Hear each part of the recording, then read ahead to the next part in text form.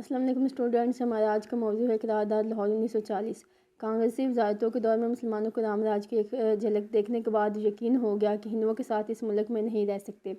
Sindh assembly نے 17 اکتوبر 1937 میں مسلمانوں کی آزادی کا مطالبہ کیا۔ دسمبر 1938 میں مسلم لیگ کے سالانہ اجلاس میں بھی اس بات کا اظہار کیا گیا۔ 1939 میں مسلم لیگ نے مختلف آئینی تجاویز پر غور کرنے کے لیے قائد اعظم کی صدارت میں ایک کمیٹی قائم کی، جس نے متعدد منصوبوں پر سوچ بچار کے بعد ایک قرارداد مرتب کی، جسے قرارداد لاہور کہتے ہیں۔ کانگریس کی جب وزارت برصغیر کے اندر آئی تو انہوں نے کچھ ایسے اقدامات کیے جو کہ صحیح جو ہیں مسلم دشمنی کے جو تھے عکاس تھے۔ تو اس دور میں پھر جب مسلمانوں کا جو کانگریس کا صحیح جو چہرہ ہے وہ مسلمانوں کے سامنے آیا، دین سندھ اسمبلی جو تھی اس میں 1937 کے اندر مسلمانوں کی آزادی کا جو ہے علیحدہ سے ان کے رائٹس کے لیے آزادی کا مطالبہ کیا گیا۔ تو اس کو فردر جو مسلم لیگ نے بھی اس کو جو ہے 1938 میں بھی اپنا جو اجلاس منعقد کیا، اس میں اس بات کا اظہار کیا کہ مسلمانوں کے لیے کہ جو علیحدہ وطن ہونا چاہیے۔ تو 1939 میں جب مسلم لیگ کے آئینی تجاویز جو ہیں جو کہ قائد اعظم کی صدارت میں اس کی کمیٹی بنائی گئی، تو اس کے اندر جب اس کے منصوبے بنائے گئے تو اس کے بعد اس کے متفقہ طور پہ اس کے اندر ایک قرارداد منظور کی گئی، جس کو قرارداد لاہور کہتے ہیں۔ قرارداد لاہور۔ قائد اعظم محمد علی جناح نے ہمیشہ ہندو مسلم اتحاد کے لیے کوششیں کی، لیکن آپ کی تمام تر کوششوں کے باوجود ہندوؤں کی سازشوں اور تعصب میں کوئی تبدیلی نہ آئی۔ چنانچہ نہرو رپورٹ اس سے مایوس ہو کر کہنا پڑا کہ اب ہمارے راستے جدا جدا ہیں۔ مسلم لیگ کے سالانہ اجلاس مارچ 1940 میں منعقدہ لاہور میں انہوں نے برادری میں ہندو مسلم تہذیب و ثقافت کی طویل کشمکش کا ذکر کرتے ہوئے دو قومی نظریے کی وضاحت کی۔ قرارداد لاہور میں جو کہ قائد اعظم جو تھے سب سے بڑے اس کے جو ہندو مسلم اتحاد کے جو حامی تھے، جب کانگریس کو جوائن کیا اس میں کام کیا، تو ان پہ کیا تھا کہ ہندوؤں کی سازشیں جو مسلمانوں کے خلاف کرتے تھے ان پہ جائیں۔ اس کے بعد انہوں نے نہرو رپورٹ پیش کی، جس میں انہوں نے مسلمانوں کے جو رائٹس ہیں ان کے لیے جو ہے ان کے کچھ باؤنڈریز کا ان کے رائٹس کے بارے میں بتایا کہ اگر ہم ہندو و مسلم کا اتحاد ہو جاتا ہے تو اس میں مسلمانوں کے کیا کیا رائٹس ہونے چاہیے۔ تو دین اس میں جو ہندو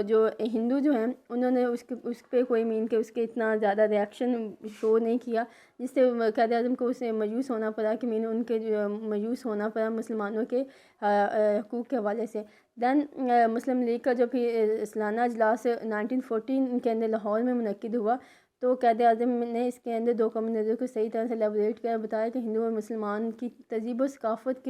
کی جو طویل کشمکش ہے اس کا ذکر کرتے ہوئے دو قومی نظریے کی وضاحت کی کہ ہندو اور مسلمان جو ان کی تہذیب و ثقافت ہی ایک دوسرے سے میچ نہیں کرتی، تو یہ ایک نظریے پہ کس طرح سے آپس میں اکٹھے رہ سکتے ہیں۔ دو قومی نظریہ۔ بر اعظم کا مسئلہ فرقہ وارانہ نہیں بلکہ بین الاقوامی ہے۔ اگر برطانوی حکومت ہندوستان میں حقیقی امن قائم کرنے کی خواہشمند ہے تو اس کی صرف ایک ہی صورت ہے کہ ہندوستان کو تقسیم کر کے دو بڑی قوموں کے لیے جداگانہ وطن بنا دیا جائے۔ اسلام اور ہندو مت دو الگ مذاہب ہی نہیں بلکہ جداگانہ نظام حیات ہیں، اور یہ محض ایک خواب ہے کہ ہندو اور مسلم کبھی ایک مشترکہ قوم بن سکیں گے۔ مسلمانوں اور ہندو کا تعلق دو مختلف مذہبی فلسفوں، معاشرتی رویوں اور ادبیات سے ہے۔ نہ ان کے درمیان باہم شادیاں ہوتی ہیں اور نہ ہی یہ ایک ساتھ بیٹھ کر کھاتے ہیں۔ ایک قوم کا ہیرو دوسری قوم کا دشمن، اور ایک کی فتح دوسرے کی شکست ہے۔ ایسی دو قوموں کو ایک نظام میں باندھنے کا نتیجہ تباہی کی صورت میں نکلے گا۔ جدید قوم کی ہر تعریف کی روح سے مسلمان ایک قوم ہے، لہٰذا انہیں ایک الگ وطن چاہیے جہاں وہ اپنے قائد کے مطابق معاشی و معاشرتی اور سیاسی زندگی گزار سکے۔ 23 مارچ 1940 کو منٹو پارک کے ایک سالانہ اجلاس میں شیر بنگال مولوی فضل الحق نے مندرجہ ذیل تاریخی قرارداد پیش کی۔ چودھری خلیق الزمان اس کی تائید کی اور بیگم مولانا محمد علی جوہر نے اپنی تقریر میں لفظ پاکستان کا استعمال کیا۔ 1940 کے اندر جو قائد اعظم ہیں انہوں نے صحیح طرح سے دو قومی نظریے کی وضاحت کی، اور جو اس کی صحیح حقیقت ہے وہ جو ہے برصغیر کے جو سیاسی پلیٹ فارم پہ ہے اس کو ایلیبوریٹ کیا اور کہا کہ ہم جتنی مرضی کوشش کر لیں لیکن ہندو مسلم اتحاد پاسبل ہی نہیں۔ وجہ اس کی بتائی کہ ہندو مت جو ہے وہ ایک علیحدہ مذہب ہے اور اسلام ایک علیحدہ مذہب ہے۔ ان دونوں کے جو ان کے دونوں کے جو تہذیب و ثقافت ہے اس میں ڈفرینس ہے، دین ان کے بلیوز میں ڈفرینس ہے، ان کی آئیڈیالوجی میں ڈفرینس ہے، جس کی وجہ سے نہ تو یہ شادیاں کرتے آپس میں اور نہ ہی یہ ایک جگہ پہ بیٹھ کے کھاتے ہیں۔ تو جس طرح سے ایک قوم کا اگر ایک ہیرو ہے تو دوسری کا دشمن ہے، تو ایسی سچویشن میں دونوں قوموں کا کسی ایک نقطے پہ جو ہے متفق ہونا پاسبل نہیں ہے۔ تو ایسے نظام کو ایسی دو قوموں کے ایک نظام کے اندر جو باندھنے کا نتیجہ کیا ہوگا، تباہی کی صورت میں نکلے گا۔ اور بتایا کہ قوم کی جو بھی تعریف کی جائے اس کے حوالے سے جو مسلمان ہیں ان کی اپنی ایک شخصیت ہے، اپنی ان کی آئیڈینٹی، اپنی ان کا تہذیب و ثقافت ہے، اپنی ان کی آئیڈیالوجی ہے، جس کے مطابق وہ ایک جو ہے ان کے لیے ایک علیحدہ وطن چاہیے جہاں پہ وہ معاشی و معاشرتی اور سیاسی طور پر زندگی گزار سکیں۔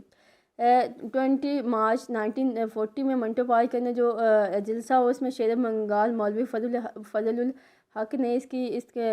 تاریخی قرارداد جو ہے اس کو پیش کیا۔ دین چودھری خلیق الزمان نے اس کی تائید کی، اور بیگم مولانا محمد علی جو نے اپنی تقریر میں لفظ پاکستان کا استعمال کیا۔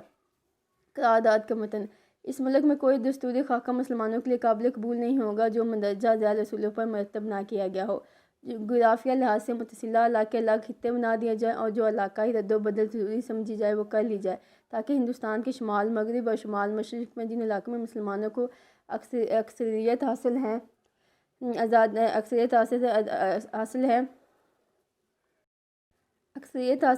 ریاستوں کی صورت میں اکٹھا کر دیا جائے، جن کے اندر شامل ہونے والی اکائیاں خود مختار اور مقتدر ہوں۔ تو قرارداد کا جو متن ہے اس کے متن کے اندر جو ہے جو مسلمانوں کے لیے جو امپلیمنٹیبل جو ہے خاکہ، جو دستوری خاکہ بنایا گیا، اس کے اندر جو جغرافیہ لحاظ سے مسلمانوں کو جو آپس میں ملتے ہوئے علاقے تھے ان کو آپس میں اس بات کا فیصلہ کیا گیا، اور متفقہ طور پہ اس بات کو جو قرارداد کو جو ہے منظور کیا گیا کہ ان کو ملا کے کہ جو علیحدہ ایک جو ہے ایک خطہ جو ہے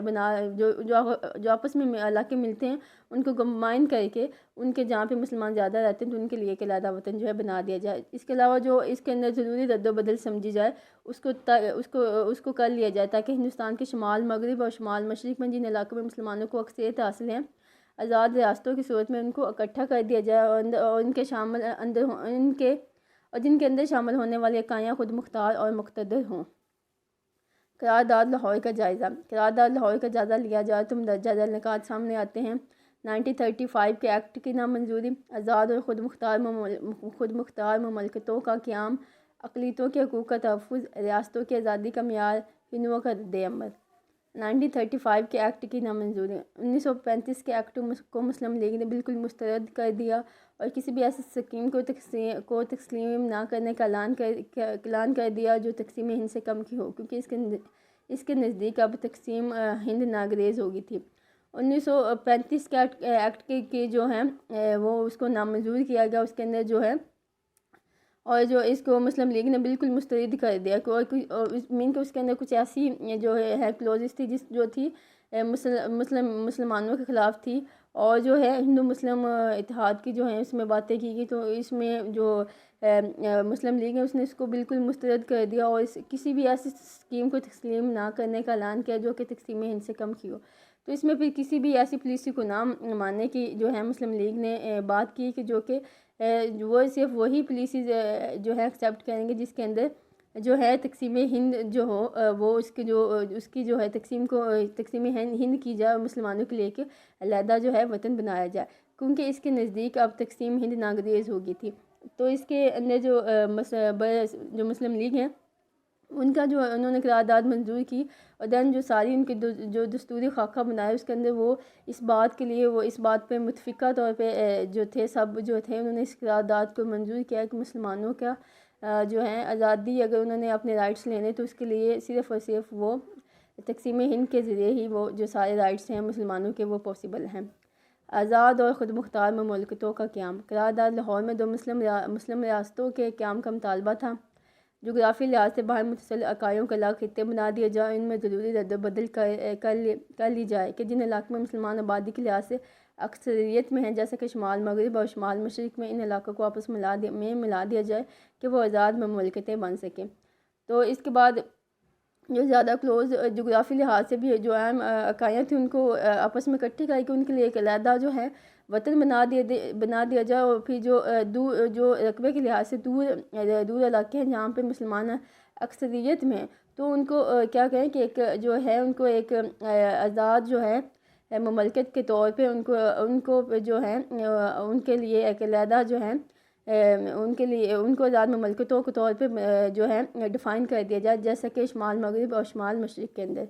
اقلیتوں کے حقوق کا تحفظ۔ اس طرح قائم ہونے والی مسلم ریاستوں میں اقلیتوں کے حقوق کے تحفظ کی مکمل ضمانت ہوگی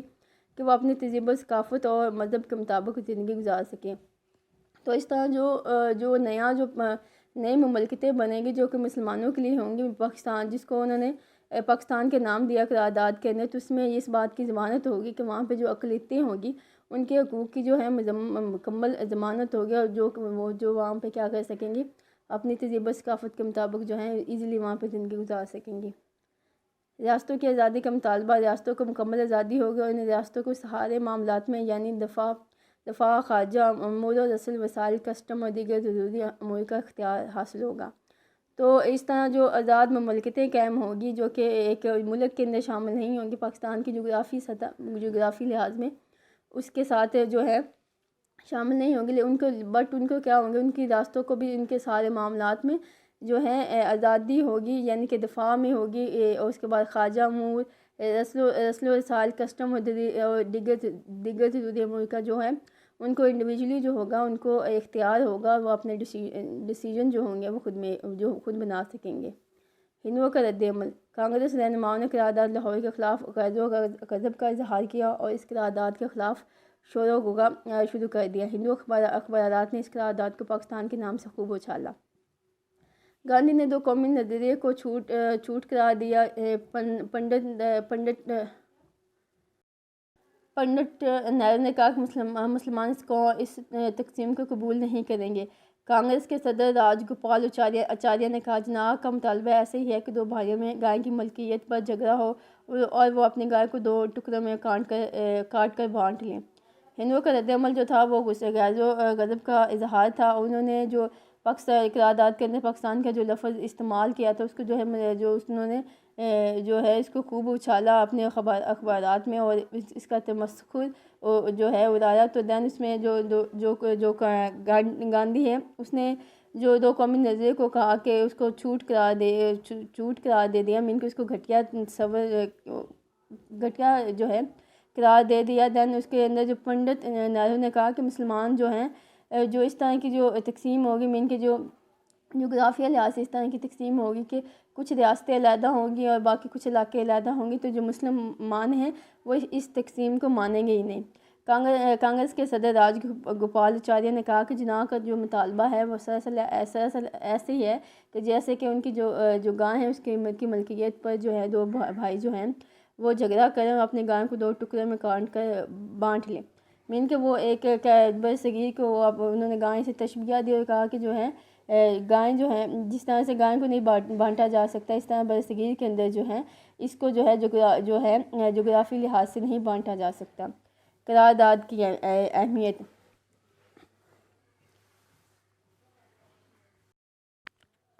اہمیت، واضح نصب العین، نیا جوش و ولولہ، واضح حکمت عملی، اسلامی معاشرے کا قیام، مسلم لیگ مسلمانان ہند کی واحد نمائندہ جماعت، قائد اعظم کی مقبولیت میں اضافہ۔ واضح نصب العین، اس قرارداد نے مسلمانوں کو واضح نصب العین دیا جس پر وہ چل کر اپنی منزل تک پہنچنے میں کامیاب ہوئے۔ تو قرارداد کے جو ہے جو 1940 جو ہے اس کے اندر مسلمانوں کے لیے جو ایک واضح جو ہے ان کو نصب العین دے دیا جس پہ انہوں نے چل کے کیا کیا کہ اپنی منزل جو ہے اس کو حاصل کیا، مین کہ اس کے بعد ان کی جو سٹرگلز تھی وہ ساری جو ہے پاکستان جو سیاسی طور پہ جو تھی وہ پاکستان کی جو ہے اس کو بنانے میں تھی۔ دین مسلمانوں نے اپنی جو ہے متعدد جو کوششوں کے بعد جو ہے اپنی منزل جو ہے اس میں اپنی منزل تک پہنچنے میں کامیاب ہوئے۔ نیا جوش و ولولہ، پاکستان کے نصب العین نے مسلمانوں میں ایک نیا جوش و ولولہ پیدا کر دیا۔ مسلمان پاکستان کے لیے ہائی قربانی دینے کے لیے تیار ہو گیا۔ مسلمانوں کا نعرہ بن گیا بٹ کر رہے گا ہندوستان، لے کر رہیں گے پاکستان۔ مسلمانان ہند کے اس جوش و ولولے سے متاثر ہو کر قائد اعظم نے ہندوستان کی مسلم ریاستوں کے لیے لفظ پاکستان قبول کر لیا۔ تو جب مسلمانوں کو 1940 کی جو قرارداد ہے اس کے اندر جو ہے ان کو جو ایک واضح نصب العین مل گیا، تو ان کے اندر جو نیا جوش و ولولہ پیدا ہوگا جس کے مطابق مسلمان جو ہے متحد ہو کر وہ ہائی قربانی کے لیے تیار ہو گیا۔ ان کا جو نعرہ بن گیا بٹ کر رہے گا ہندوستان، لے کے رہیں گے پاکستان۔ تو اس مسلمانان ہند کا جو اس جوش سے متاثر ہو کر قائد اعظم نے پھر مسلمانوں کی جو ریاستیں ان کے لیے لفظ پاکستان جو ہے اس کو قبول کر لیا۔ واضح حکمت عملی قرارداد لاہور کے بعد مسلم لیگ کی حکمت عملی اور مسلمانوں کے نصب العین میں کوئی شبہ باقی نہ رہا۔ اب مسلمانوں کا ایک ہی مطالبہ تھا کہ تمام مسائل کا حل صرف ملک کی تقسیم مضمر ہے۔ اس کے بعد جو ہے قرارداد کے بعد مسلم لیگ کی جو واضح حکمت عملی جو ہے وہ اسی بات پہ تھی کہ ان کا جو صرف اور صرف جو ان کے جو مسائل کے مسلمانوں کے مسائل کا حل ہے اس کا جو ہے صرف ایک ہی حل ہے کہ جو بر صغیر کو تقسیم کر دیا جائے۔ اسلامی معاشرے کا قیام۔ قرارداد لاہور میں وضاحت موجود تھی کہ مسلمان ایسے اسلامی معاشرے کا قیام چاہتے ہیں جس میں اسلامی عدل، اسلامی مساوات اور اسلامی اصولوں کو رواج دیا جائے۔ تو اس کے بعد جو قرارداد ہے 1940 کے اندر اس بات کا جو ہے کہ ہم ایسا معاشرہ قائم کرنا چاہتے ہیں جس کے اندر اسلامی عدل ہو، اسلامی مساوات ہو اور اسلامی رواج اصولوں کو رواج دیا جائے جس کے مطابق جو کیا ہے مسلمان اپنی زندگی گزار سکے۔ مسلم لیگ مسلمانان ہند کی واحد نمائندہ جماعت۔ قرارداد لاہور کے بعد مسلم لیگ نے حیرت انگیز ترقی کی اور اس کی مقبولیت میں اضافہ ہوا۔ 1946 کے عام انتخابات میں مسلم لیگ کی عظیم فتح اس قرارداد لاہور کی مرہون منت تھی۔ اس قرارداد لاہور کی وجہ سے مسلمانان ہند 14 اگست 1947 کو ایک الگ وطن پاکستان حاصل کرنے میں کامیاب ہو گئے۔ تو جو مسلم لیگ جو تھی وہ برصغیر کے اندر واحد جو ہے وہ صرف جو ہے مسلمانوں کی ہی جو مسلمانوں کے رائٹس کے لیے جو ہے اسٹرگل کر رہی تھی، جو واحد مسلمانوں کی جو ہے